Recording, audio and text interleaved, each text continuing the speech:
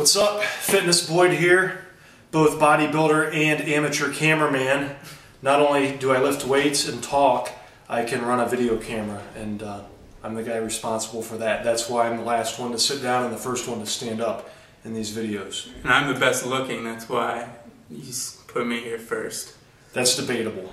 Right. We will debate that at another time. Today we're going to talk about, I guess, what our intermediate goals are. I'm thinking like 3 to 5 months out here. 3 to 5 months is a pretty good span of time to make realistic weight change goals. Whether your goal is to put on weight or take weight off, as you can imagine, that takes time, and that's why I'd say 3 to 5 months, 3 to 6 months is a pretty good window to set a weight change goal. And it's a pretty good window to set up a workout routine that you do on a consistent basis before changing it. Would you agree with that assessment? Yeah, absolutely. I mean, these things take time. It's not going to happen overnight. It's not going to happen in a week or a month. You will see some results, obviously. And a lot of it will depend on how much you've worked out in the past. If you've been working out a lot, your results are going to be slower.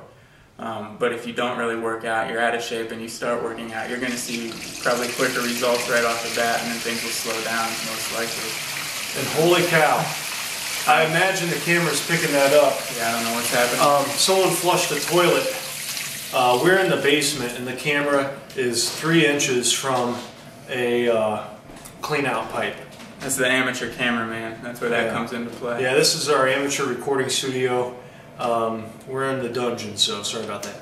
So 3 to 5 months, pretty good time frame. Mm-hmm. Typical goals, I think, for weight loss, you don't want to lose more than 2 pounds a week, and that is the absolute most you should shoot to lose. Really, it's probably better to lose about 1 pound a week. That will prevent catabolism. We should put a little magic word at the bottom, catabolism. That's destruction of muscle. You don't want to do that. You want to preserve muscle and destroy fat. But naturally, when you're losing weight, you're going to not only lose fat, but you're going to lose some muscle. So that's why 1 pound a week is kind of recommended in a cut. You want to give yourself as much time as possible for a cut. So if you were a bodybuilder, which I am not, but if you were and you had a show in 6 months, you would want to time it so that you can get down to competition weight, losing no more than 1 pound per week. You want to give yourself time to lose weight. How about building muscle, Alex? Do you have any opinions on how long it should take you to add on muscle? Yeah, I mean, there's really no magic formula or anything like that, any magic time frame. Again, a lot's going to depend on what you've done in the past and what your goals are, your diet, your lifting. You know, if you're lifting 3 days a week as opposed to 5 or 6, your results are probably going to be slower. A lot will depend on if you're doing, like, eating clean foods and trying to put on more lean muscle, or if you're just trying to bulk up as much as you can. That's going to be faster. So it varies a lot. I'm probably going to look at maybe 1 pound a week. I'm trying to put on like 10, probably realistically I'd say 10 pounds. We talked last time, I said I always hovered around 165. Since getting out of college and finishing my track career, I was kind of bulking up. I was in a bulking phase. Not really watching what I eat though. I mean, I generally eat pretty healthy food. But you weren't counting calories, right? Nothing like that. Saying like no to pizza and ice cream and Doritos, right? I like when I go to the grocery store, I'll buy chicken, lean beef, fish. Those are mostly my meats. Venison. If you don't have venison in your freezer, I would recommend you man up and shoot a deer. Maybe not if you're not into that, but. That's a really good lean meat. I try to eat venison. I'm just kidding around also, by the way, because I haven't shot a deer yet this year. So you shot one last year, right? And I'm still eating it. So that's a good meat to eat. It's lean. Pork typically isn't that good. I mean, there are better pork products and not so good pork products. Probably chicken's, I think, the most preferred, right? Right. Chicken, definitely. Maybe and steak. Fish, tuna's good. Fish is good. It's fatty. Right. But good fats. There's good fats in fish. Yeah. But keep track. We'll keep track of what you're eating. I am going to, now that I'm like taking this more seriously and I have realistic goals that I want to meet, I am going to be keeping track of my calories. I'm going to be eating mostly complex carbs. I'm not going to be as strict as John was on his P90X diet because, I mean, I'm trying to gain weight. So if I cheat here and there, it's not going to be the end of the world for me.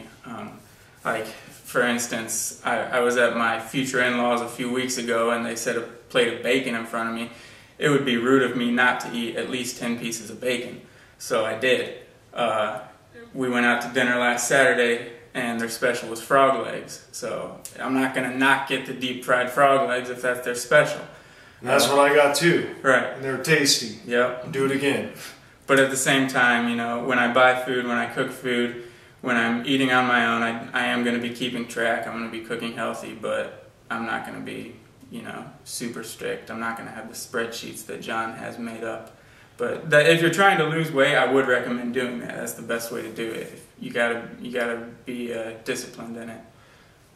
I'll say this in closing. I think if you are, trying to lose weight, especially, you got to be pretty disciplined about it. You got to make every calorie count if you're going to be in a calorie deficit, which is what it takes to lose weight. So you got to eat all the right stuff. I would certainly recommend eating clean when you're cutting. My point would be, I'm not going to cut like I did with P90X, I don't think. We'll kind of see how it goes. I'm the type of guy that when I do something, I got to do it like overboard. It's just, that's how I am. But what I wanted to mention in this is longevity. You know, hopefully you won't do what I did when I did P90X, and that was get crazy into working out, lose a bunch of weight, get ripped, and then slowly put the weight back on over the next year. Your goal should be longevity, so I wouldn't do anything too extreme. You know, none of us on YouTube that I'm aware of are bodybuilders. There may be some amateur bodybuilders that have their channels. I'm not going to name names here, but you know, if that's what you do, that's fine. But I'm willing to bet most people who are watching these videos are not into like competition bodybuilding. Therefore, I would say do what you are comfortable with and do what you can do for the long haul. It's a little cliche, but fitness is a lifestyle. So it's good to do it a lifestyle that's comfortable with the way you live. So Alex, you want to tell them to like and subscribe? You remember the 4? No, I'm not a big YouTube, you know, I watch stuff on YouTube, but it's what, like, subscribe, comment, share. You got it. There it is, I'm learning. So do it. Right.